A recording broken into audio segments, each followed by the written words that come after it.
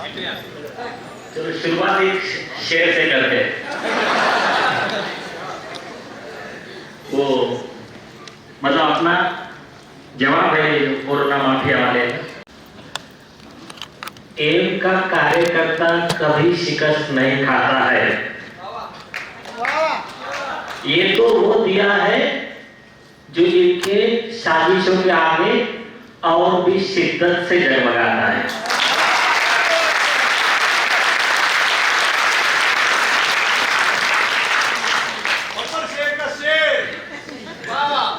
और दूसरा है हमारा जवाब तो सुनते जाओ। अभी बिल गेट को तो हमने एक दो जगह हराया है। अभी आज की अच्छी न्यूज है, लखनऊ के कोर्ट ने भी इनके खिलाफ में क्रिमिनल केस का इशू प्रोसेस किया है। समझ निकल आया।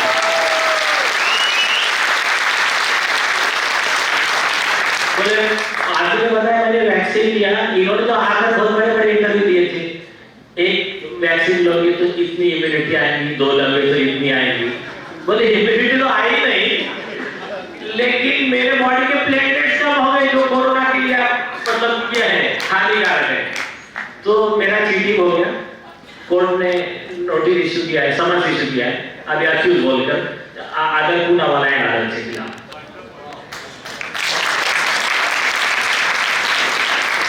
तो उस पे एक शेयर है, ये जो फार्मा माफिया सिंडिकेट, हमारा जवाब भी सुनते जाइए, वो कोरोना का षड्यंत्र करने वाले। हम तो जिए हैं, हम तो जीते हैं, वो कोई और होंगे मर जाने वाले।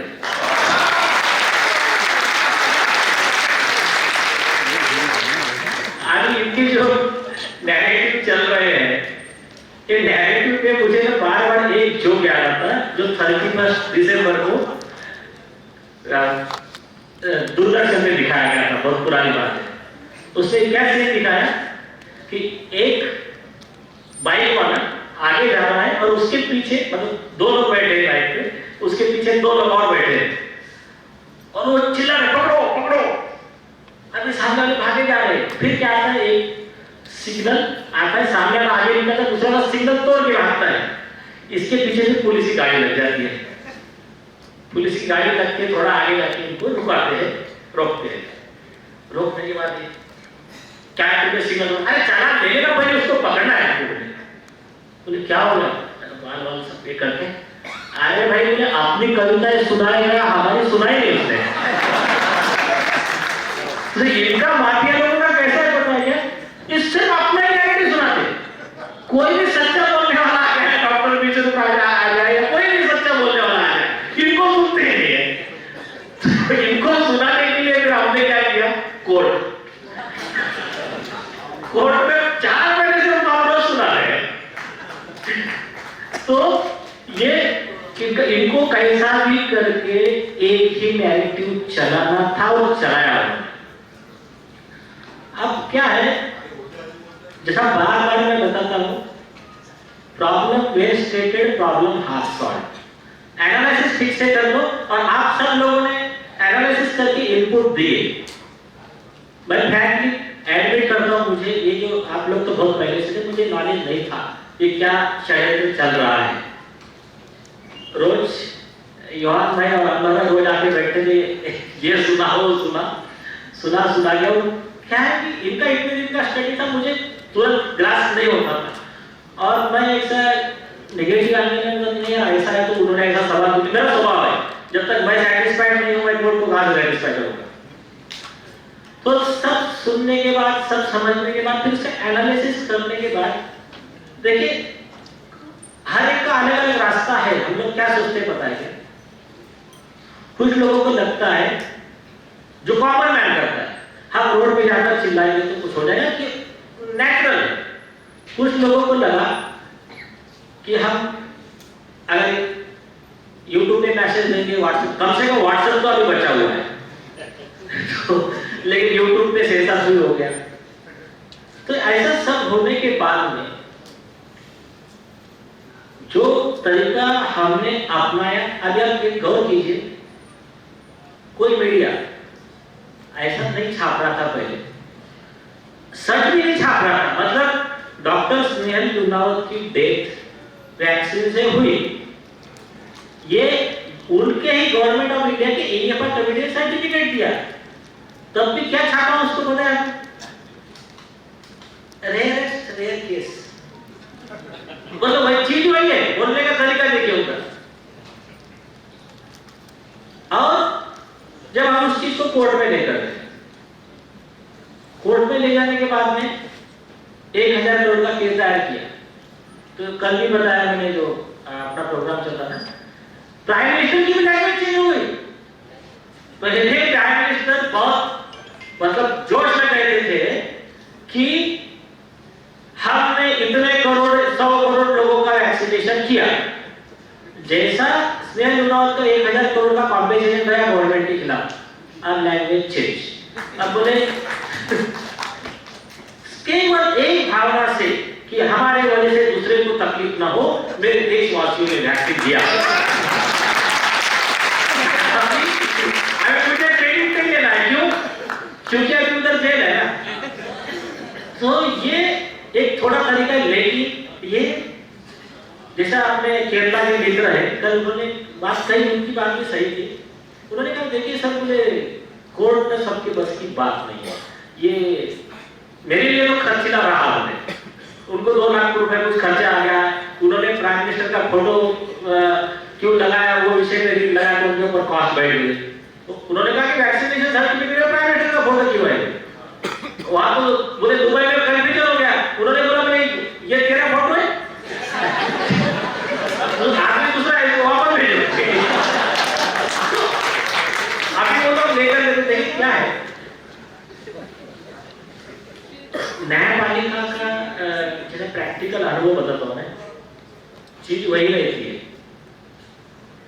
आदमी देखिए, show me the man, I will show you the law. मतलब किताब में क्या लिखा है? हमारे संविधान का आर्टिकल 14 क्या कहता है? कानून के आगे सब समान, कानून की प्रक्रिया सबके लिए समान है, equality before law, equal protection the law.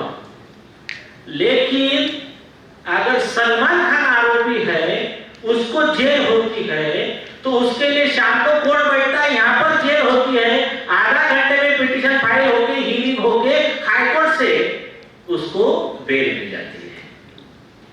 Common man का क्या?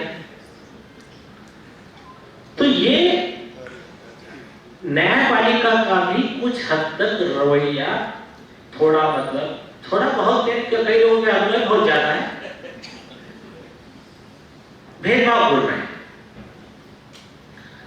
लेकिन जैसा भगत सिंह जी ने कहा था, अगर ये हमारी आवाज नहीं सुनते तो हमको आवाज थोड़ी बढ़ानी पड़ेगी, धमाका बड़ा करना पड़ेगा, इनके कानों तक आवाज पहुंचे। तो आज के जमाने में हमको हाथ में हथियार उठाने की जरूरत नहीं, हमारा हथियार है कलम। तो ये सिस्टम से लड़ने के लिए हमने जैसा यहाँ पर किया, हमने क्या किया? पहले कोर्ट बहुत मतलब कोर्ट नेचुरल था, थोड़ा सा है ना, आप लाइफ में थोड़ा सा प्रिंसिपल ख्याल में रखिए, थोड़ा मुस्कुराकर जिनको गम का जहर पीना आ गया, ये हकीकत है, इस जहां में उनको जीना आ गया। तो थोड़ा सा हमारे जब स्टार्ट में माहौल ऐसा था नहीं, वैक्सीन के खिलाफ नहीं बोलने का, तो हमने प्यार से लेके अलग और स्ट्रैटेजी थी उसके ऊपर। तो कल बताया मैं, बाद में आप इसके ऊपर मैं हम एक सीरीज भी शुरू करेंगे। तो हमने चाणक्य नीति अपनाते हुए हमने कोर्ट को लाया सही मुद्दे पे, और अभी कंडीशन ऐसा है कि हमको आर्गुमेंट की जरूरत नहीं है, हमारे तरफ से कोर्ट भी झगड़ा कर रहा है स्टेट के खिलाफ।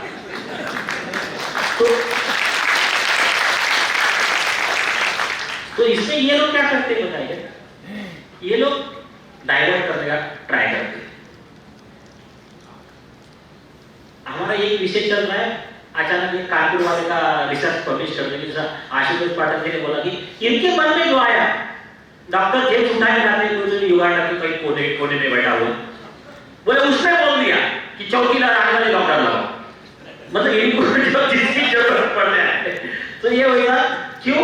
इधर भारी पड़ रहे ना आप लोग, होते जा रहे हो उतना उनको बहुत भारी पड़ रहा है। तो ऐसे कुछ भी करते तो ऐसे समय थोड़ा इग्नोर करना सीखने का मतलब आपने अगर वो डायरी पढ़ी हो कि धीरू भाई अंबानी जी अपने बेटों के लिए तो 4 महीने उसमें की ख्याल रखना है। मुंबई से मतलब पुणे से मुंबई आते हुए निकले कार से कितने देर का सफर है? 3-4 घंटे का सफर है। रास्ते में 100 कुत्ते भूखते हुए मिले, हर कुत्ते से उलझ गए तो 3 घंटे का सफर 3 दिन में भी पूरा निकला। तो ये प्रिंसिपल ख्याल रखने का, कोई कुत्ते को इग्नोर कर देने का, भूख रहा है भूखने दो, किसी को रोटी का टुकड़ा डाल दो। ये इनडायरेक्टली इनके वर्ड किसके लिए थे? करंट ऑफिसर के लिए थे। मैं आपको जनरल बता रहा हूँ। तो ये जितने आए चीजें तो इसको थोड़ा सा ये करते हुए, क्योंकि हमको ना हमारा एक ये था जैसा आप शिवाजी महाराज का देखा आपने guerrilla war. The success doesn't lie in absence of the failure. हार का नहीं होना मतलब सक्सेस नहीं है। It means winning the war, not every battle. हर लड़ाई जीतना जरूरी नहीं है, युद्ध जीतना जरूरी है।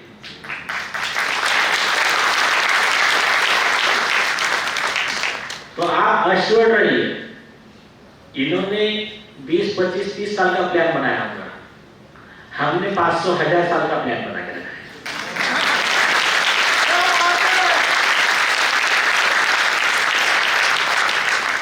और वो क्या होगा? अमेरिका का न्यू वर्ल्ड ऑर्डर आपने पास लाएंगे। हमारा मिशन है mission for humanist global India, मानवतावादी वैश्विक भारत का निर्माण। तो ये कैसे कि तूफान जितने जोर से आता है उतने जोर से निकल जाता है। तो इन्होंने बहुत तूफान का मतलब, इसको अगर मैं जोक के हिसाब में बोलूं ना तो 2 टाइप के लोग हैं। हमारे एम के कार्यकर्ता, हमारे जो राष्ट्रभक्त लोग हैं, उनका कैसा है कि खुद ही को कर बुलंद इतना कि चढ़ जाए नहीं, खुद ही को कर बुलंद इतना कि हर तकदीर से पहले खुदा बंदे से पूछे बता तेरी रजा है।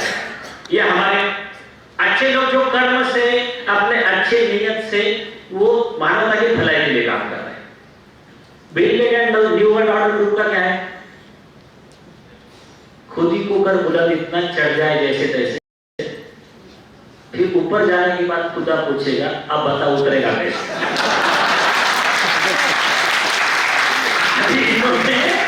इनका सब सुना करके हाथों में, लेकिन रॉन्ग नंबर डायल कर दिए, अभी फंस गए हैं।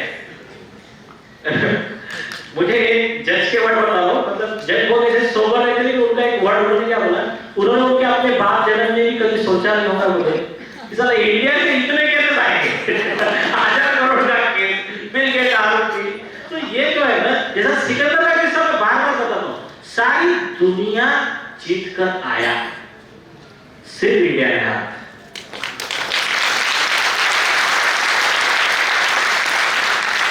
और उसको हराया था गुरिल्ला वारफेयर से। चाणक्य ने जब सब लोगों का जमाव करके, और वो जो वार का हमको ट्रेनिंग में जो बताया था उसका कि एक छोटी सी टुकड़ी जाकर, पहले तो उसको आने दिया अपने एरिया में जहां आना था, जाकर उसके बीच में हमला किया। उसने हमला करके वो पीछे भागना शुरू किया, मतलब वो पीछा करेगा अपना, पीछे भागते भागते उसको ऐसी जगह पर लाए, आधी टुकड़ी इधर भागी, आधी टुकड़ी इधर भागी, उसकी सेना सरकती सरकती टूटती हुई गई, अपने एरिया में लाया और फिर उसकी पिटाई की।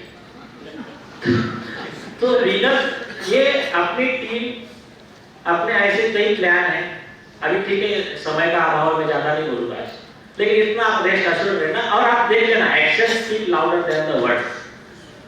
आज से 5-6 महीने पहले का एक देख लेना सीन क्या था। तो हमारे पास में ऐसा माहौल किया था इन लोगों ने कि बस अभी ये लाइफ टाइम के लिए तुम्हारा ऐसा ही रहेगा, तुम लोग मास्क लगा के, सोशल डिस्टेंसिंग, वैक्सीन अभी 2 हो गई, इजराइल में 5 चल रही है, और इंडिया में क्या आएगी, पहले हर 2 महीने का आएगा, बाद में 1 महीने का आएगा। ये माहौल था। और उनको लगा भी क्या है, मिनिस्ट्री मैनेज, मीडिया मैनेज, कई जजेस प्रिजुडाइज, कई जजेस अच्छे भी थे, तो उनकी तारीफ करना जरूरी है। हाँ, Meghalaya high court, Guwahati high court, Manipur high court, 4-5 high court के जजेस ने एक ही दिन में क्रैश किया था उनका।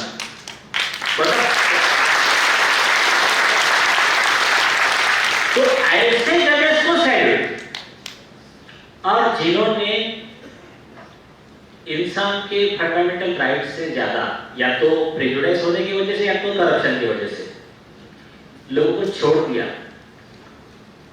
मरने के लिए, इनका शिकार होने के लिए, ऐसे जजेस के खिलाफ, कुछ के खिलाफ हमने कार्रवाई की है। अवेगर इंडिया मूवमेंट की वेबसाइट पे मिल जाएगा, इंडियन बार एसोसिएशन की वेबसाइट पे मिल जाएगा। और छोड़ेंगे किसी को नहीं, हिसाब सबका होगा।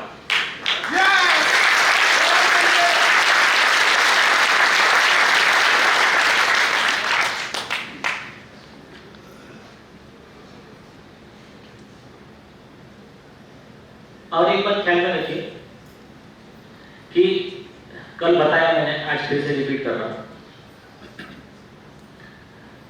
सब लोग अभी थोड़ा सा क्या है, हमारा काम स्कैटर्ड है। होता क्या है, एक प्रॉब्लम दिखता है उधर भागते हैं कुछ लोग, दूसरा प्रॉब्लम दिखा कुछ लोग उधर भागते हैं, और जिसके मन में जो आ रहा ऑलमोस्ट सेंट्रलाइज चैनलाइज काम नहीं है।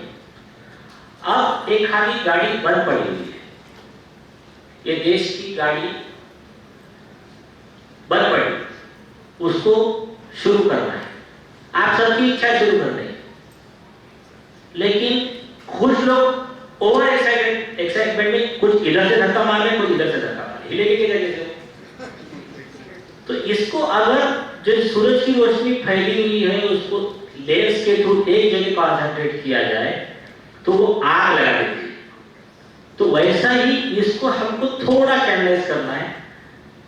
एक विषय एक साथ, जैसा आपको बेस्ट एग्जाम्पल बताता हूं, सुप्रीम कोर्ट में और बॉम्बे हाई कोर्ट में पिटीशन फाइल होने के बाद में केस की हियरिंग नहीं लग रही थी, नहीं कह रहे थे madam. Chief justice of India ने कही दिया, chief justice of India LV Ramana के उनके खुद के शेयर है कोवैक्सीन में, आप यहाँ का वीडियो देख लीजिए, नहीं मान रहे थे। हमने लेटर बनाया, उसमें खुद सुप्रीम कोर्ट के जजमेंट लिखे, और उस सुप्रीम कोर्ट के जजमेंट में क्या लिखा था पता है, अगर किसी व्यक्ति पे अन्याय हुआ तो उसको तुरंत न्याय देने की जिम्मेदारी कोर्ट की है। अगर कोर्ट न्याय नहीं देगा तो उस पर कॉन्स्टिट्यूशन भेजने का था संविधान पीठ में, तो वो आदमी शॉर्टकट ढूंढेगा ना, मुझे तो न्याय चाहिए ना, वो शॉर्टकट ढूंढेगा, और that will be the death nail of the judicial system. ये न्याय व्यवस्था के लिए डेथ नेल रहेगा, तुम्हारा कॉफी बनेगा उसमें। वो वाले केस लॉ कोर्ट करके, और दूसरा अर्नब गोस्वामी जब अरेस्ट हुए थे वो केस में, देखिए जब न्याय करना होता ना, कोर्ट ऐसे से ढूंढ के लाता है केस लॉ। लॉर्ड डेविड का 1908 का केस लॉ ढूंढ कर लाके, मतलब बहुत पुराना, और उसको कोर्ट करेंगे। जब भी कभी किसी व्यक्ति के फंडामेंटल राइट का वायलेशन होता है तो कोर्ट को, जज को अपने हाथ के सारे मैटर बाजू में रख के वो केस सुनना चाहिए। ये 2020 का सुप्रीम कोर्ट का जस्टिस चंद्रचूड़ का जजमेंट है। वो जजमेंट कोर्ट करके अर्नब को बेल दी, बल्कि उस मामले में अर्नब को सपोर्ट करने वाले हम भी थे। हमने अर्नब के लिए उस समय रिट फाइल किया अगेंस्ट परमवीर सिंह, सचिन वाजे, अनिल देशमुख, मैंने खुद उसका ड्राफ्टिंग किया है। तो वो जजमेंट आया, तो हमने कहा ये जजमेंट है, तो ये जजमेंट तो सबको लागू है, लेकिन वो तो अकेले अर्नब का केस था। यहाँ तो पूरे इंडियन 135 करोड़ सभी का प्रॉब्लम है ना, सभी के फंडामेंटल राइट आपने वायलेट कर दिए, और उसकी आपको हियरिंग को लेना है। आप हियरिंग लेने के बाद में उसको कहो कि आपका ये पॉइंट गलत है, इनका ये पॉइंट गलत है, यू कैन डू दैट। जब ये मैसेज, ये लेटर ऑल इंडिया से मेल जाना शुरू हो गए। जो लोग आज प्रेजेंट है वो भी, जो नहीं है वो भी, सभी लोगों ने ईमेल भेजना शुरू किए। उसमें क्लियर लिखा था कि आप लोगों को कंपेल कर रहे हो कानून हाथ में लेने के लिए। फिर उनके ही वो जब केसला और हमने क्या किया, सारे जजेस के चेंबर में एनवेलप दिए। फिर अच्छे जज भी हैं, जैसा बोले हैं रावण है तो राम भी है, शैतान है तो भगवान भी है। तो फिर हवा का रुख बदल गया। सुप्रीम कोर्ट का भी हियरिंग शुरू हो गया, बॉम्बे हाई कोर्ट का भी हियरिंग शुरू हो गया। तो इस तरह से सबका जो अगर उनका एफर्ट्स जो है, सबके प्रयास एक दिशा में काम करे तो उसके ऐसे रिजल्ट आते हैं। दूसरा मास्क का था। मास्क पे यूट्यूब पे आशुतोष भाई से लेके सभी लोगों ने, जितने आपने योहान भाई का, सभी लोगों ने अच्छा चलाया। जो हमारा मुद्दा था, 3-4 मुद्दे थे मास्क के, और उसके अलावा एक और मुद्दा था, मास्क का फाइन लेने का अधिकार ही नहीं है, एक्ट में ही नहीं है, तो कहां से ले रहे हैं? तो मैंने कोर्ट को क्लियर कहा, मैंने कहा ये हिस्ट्री का सबसे बड़ा बिग जोक है कि जो व्यक्ति ऑर्डर कर रहा है चीफ सेक्रेटरी, उसको राष्ट्रपति के पावर कब से आ गए? कोई भी कानून बनता है, संसद में पास होता है, बाद में राष्ट्रपति का सिग्नेचर होता है, गवर्नर का सिग्नेचर होता है, उसके बाद में लॉ अमेंड होता है। यहाँ तो इसने बैठे बैठे टास्क फोर्स और इसने बैठे बैठे अमेंड कर दिया। तो वो मैटर कोर्ट ने तो कहा कि उनका जो आदेश था उसको अधिकारी ने था पास करने का, वो तो एक वैक्सीन पे चल रहा था। तो कोर्ट ने कहा आप ये मुद्दा क्यों उठा रहे हो? मैंने कहा मैं दिखा रहा हूं उनकी गलतियां कितनी है। तो उन्होंने अभी जो नया ये लाया है सर्कुलर एसओपी, उसमें फाइन हटा दिया है। अभी हम उसका रीफाइन कर रहे हैं।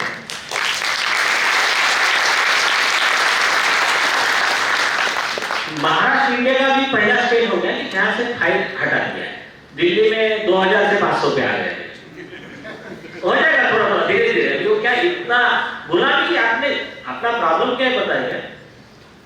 हम आजाद होते करीब 50 साल हो गए, तो हमारे दिमाग से गुलामी अभी रही।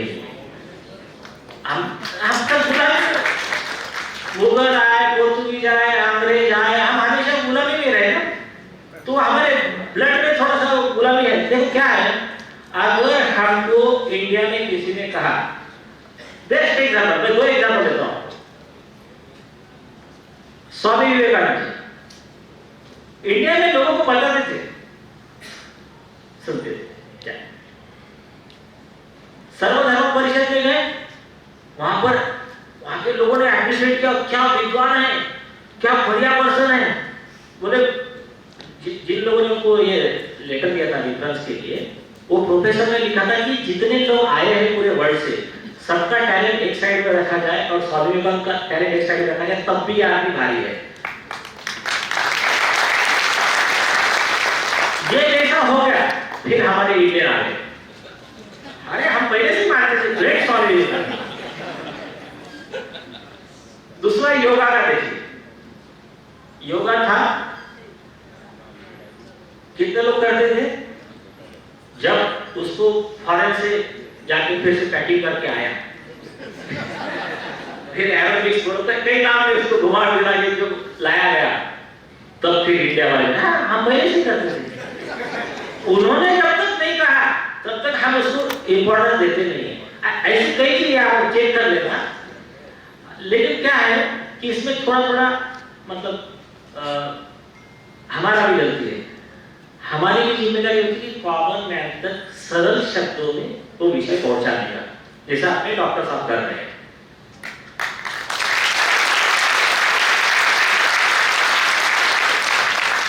इतना लेकिन प्रॉब्लम क्या है बताओ? क्या कॉमन मैन का इन्होंने फ्री में बताया तो थोड़ा असर हो रहा है, थोड़ा कम हो रहा है। इसमें चार्जेस लग जाएंगे ना, बहुत ज्यादा असर हो रहा है।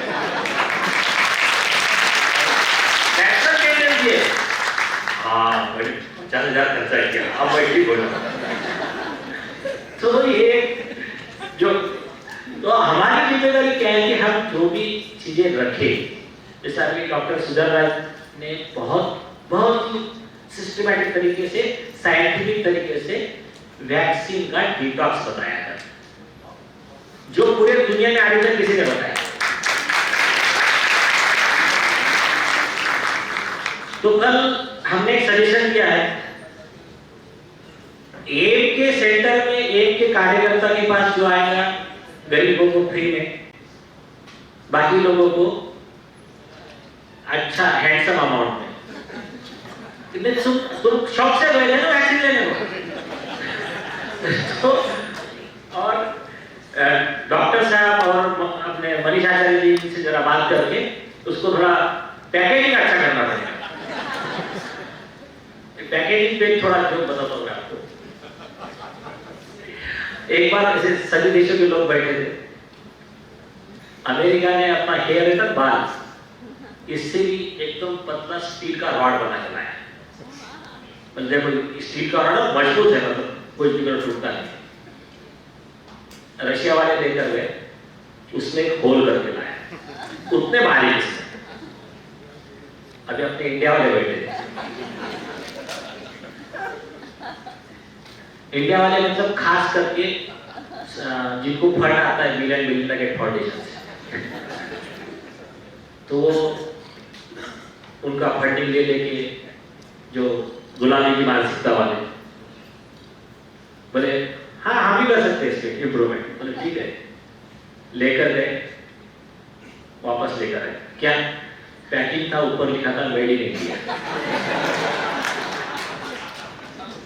पूरे कोरोना के पीरियड्स में, पूरे इतने माहौल में 2 साल 135 करोड़ जनता परेशान है, आप उनके ऊपर सारे एक्सपेरिमेंट किए जा रहे हो। किसी आदमी के दिमाग में एक सवाल आया क्या कि 35,000 करोड़ वैक्सीन कंपनी को दे दिए, लेकिन आपने वेरीफाई किया, आपके टीम ने आके डॉक्टर विष्णु भाई चौधरी का अहमदनगर का सेंटर में फ्री ऑफ कॉस्ट, 0 मॉर्टेलिटी, कोई मौत नहीं, 100% result, no mask, no social distancing, आपने वेरीफाई किया। उसके बाद में इस पर कितना खर्चा किया रिसर्च के लिए? क्यों नहीं किया? तो क्यों? तो ये ऐसे जो एक विषय है ना, अलग अलग तरीके से जब जो हार कर भी जीतता है उसको बाजीगर कहते हैं। तुमने जो प्रॉब्लम हमको दिए है ना, ये प्रॉब्लम को ही हम अभी ढाल बनाएंगे। इसी में से वो बार बार कहते हैं कि यू शुड नो, ये आज के लिए आपको जिंदगी में हर पल ये चीज काम में आने वाली है। अगर प्रॉब्लम है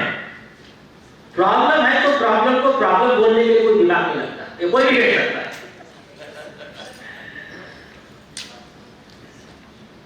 It is easy to procrastinate on your head, but it requires wisdom to know how to gain profit from losses. नुकसान में फायदा कैसा निकालना, ये जिसको आ गया वो सक्सेसफुल पर्सन है। और आप एक जो नेपोलियन हिल ने बुक लिखा था the law of success, Napoleon Hill का बुक का ये पता है कि आपको लॉ ऑफ सक्सेस का किसी ने पढ़ी है क्या? तो आपको मैं समरी बता देता हूँ क्या हुआ था। उस समय के टॉप के अरबपति थे एडिसन, एंड्रयू कार्नेगी और हेनरी फोर्ड। इन लोगों ने ये गरीबी से ऊपर आए थे। इन लोगों ने सोचा कि जैसा अभी हम गरीबी से आए और अरबपति बन गए, तो अभी जो कॉमन मैन है इसको इस सक्सेस के सीक्रेट पता होने चाहिए। उसके लिए उन्होंने नेपोलियन हिल नाम का एक आदमी था, उसको अपॉइंट किया लिखने के लिए। उस व्यक्ति ने 30 साल उस समय के 500 टॉप के अरबपति, सक्सेसफुल, फेलियर में से सक्सेस, ऐसे सब लोगों को स्टडी किया। स्टडी करके भी वो बुक लिखा, 16 या 17 चैप्टर है। तो उसका एक गोल्डन रूल है, वो ख्याल में रखना लाइफ में जब भी आपको हर कदम पे काम में आए, आप आपको, आपके फैमिली मेंबर को, आपके बच्चों को, सभी के लिए। Every adversity, every loss, every negativity has a seed of benefit more than it. कोई भी प्रॉब्लम, कोई भी परेशानी, कोई भी सिचुएशन नेगेटिव सिचुएशन है, ये अब नेगेटिव सिचुएशन एक रैपर है, उसके अंदर में आपके लिए बहुत अच्छी चीज, अच्छा मतलब पॉजिटिविटी, सक्सेस की अपॉर्चुनिटी उस पर रखी हुई है।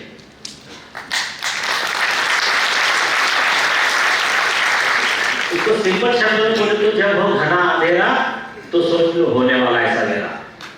तो अभी आपको सिर्फ उसकी मतलब टेक्निक समझना चाहिए और आपको उसमें विश्वास चाहिए। फॉर एग्जाम्पल, उन्होंने एग्जाम्पल दिया, एडिसन क्या था, एडिसन एक कान से थोड़ा मतलब बहरा था, उनको ठीक से सुनाई नहीं देता था। छोटा बच्चा था, स्कूल में एडमिशन हुआ, टीचर ने उसकी माँ को बुलाया, he is not able to take education from graded school, इसकी औकात नहीं हमारे स्कूल में पढ़ने की, इसको हम निकाल रहे हैं। उनकी माँ ने क्या कहा, दूसरी खाली मारे तो अरे, और अभी नए वाले जो है ये तो बॉस, इन्होंने तो सीखा ही नहीं है परेशानी से लड़ना, जरा सा आ गया अभी तो दे दो सुसाइड। तो उसकी माँ ने क्या कहा, बोले मैं मेरे बेटे को मदर नेचर के स्कूल में पढ़ाऊंगी और इसमें भगवान ने कुछ ना कुछ अच्छा रखा है मेरे लिए।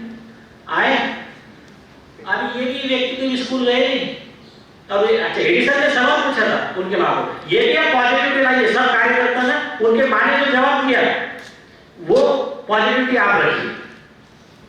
बेटे ने पूछा माँ को कि क्या कहा टीचर ने, बोले उन्होंने कहा कि आपका बेटा बहुत ज्यादा होशियार है, हमारे स्कूल के बच्चे एवरेज है, तो यहाँ नहीं, उसको आप अलग से पढ़ाइए। ये फैक्टर किया, किसी को डिस्करेज नहीं करने का, कभी भी गलती से कोई नेगेटिव सिचुएशन आए उसमें भी एक दूसरे का हौसला बढ़ाने का।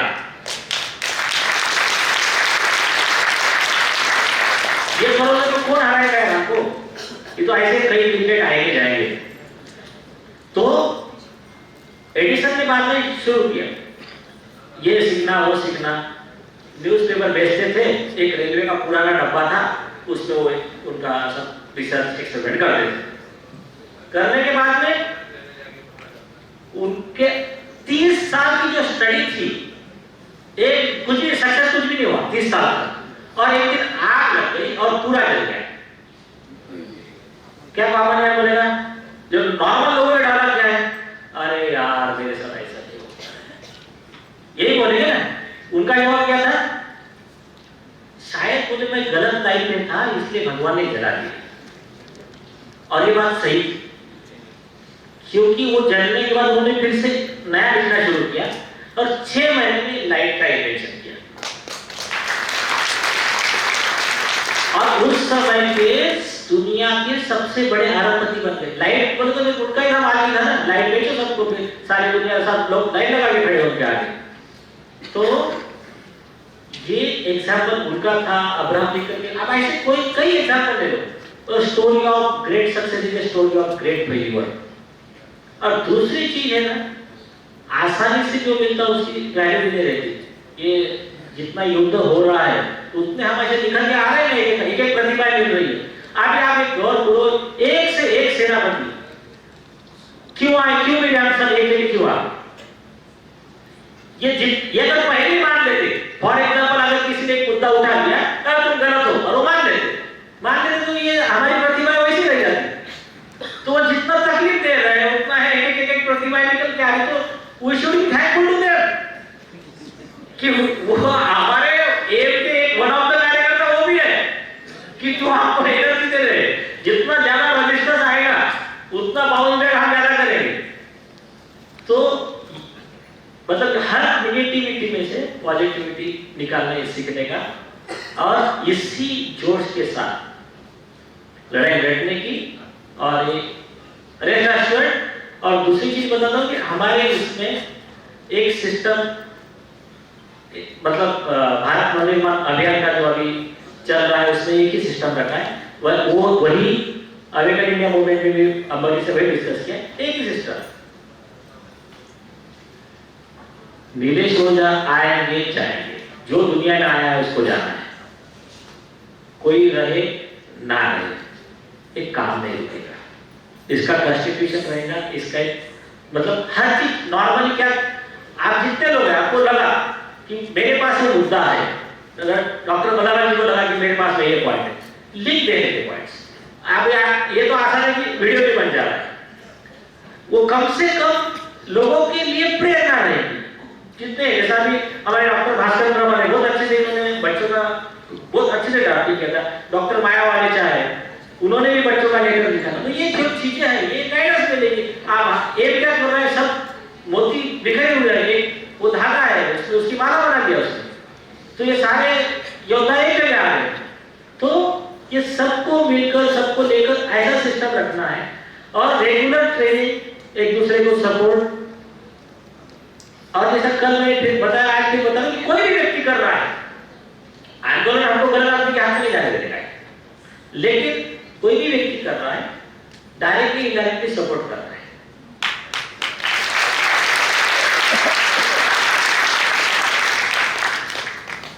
मेरे ख्याल से आज मैं इसको कंप्लीट करता हूं, देखता हूं कुछ इंपॉर्टेंट मुद्दा छूट गए।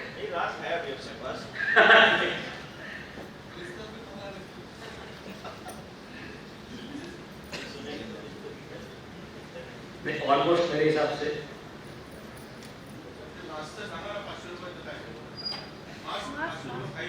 नाही आता रद्द झाला,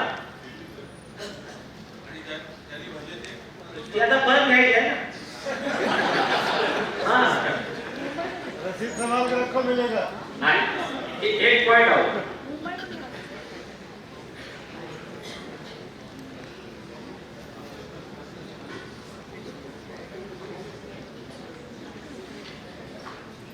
अगर एक बकरी ने कहा शेर को जा तुझे माफ कर दिया, कोई वैल्यू है क्या? तो रामधारी सिंह दिनकर का मतलब 4 पंक्ति है, क्षमा शोभती उस भुजंग को, भुजंग यानी सांप,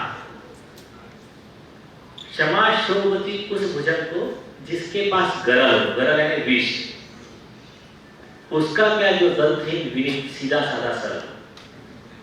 तो आपको क्षमा करने का अधिकार, जो मतलब कई लोग हैं, मैं प्रैक्टिकली कई अधिकारियों को मिला, कई लोगों को मिला जिनके घर में डेथ हो गई है, मैंने कहा भाई देखो गलत किया, आपके जाने में इट इज एक्चुअली मर्डर। कुछ लोग क्या बोलते हैं, हम तो गांधीवादी है, जान तो हमने माफ कर दिया। तो ये खास उस कंटेक्स्ट में था, तुम्हारी माटी को क्या वैल्यू है? और मतलब मेरा ये बातों में मतलब बहुत ज्यादा यह होता है, चर्चा होती है, खास करके फिरोज भाई से भी होती है कि अगर गांधी जी का जो सिद्धांत ये लोग बताते हैं, हम ये कॉमन है, ठीक है, वहां वो फॉलो दूसरा करेंगे, शोरूम में अलग चीज है, गोडाउन में अलग चीज है। तो फिर इंडिया ने 9 लाख की आर्मी क्यों लगा के रखी है? वहां खड़े हो जाओ पाकिस्तान की बॉर्डर में, इधर एक थप्पड़ मारेगा। तो हमको पावरफुल बनना है, पावरफुल बनने के बाद में फिर डिसाइड करेंगे किसको माफ करना है, किसको नहीं करना है। लेकिन पहले इनको एक कंडीशन पे ला तो ले, हमारी पावर दिखा दे।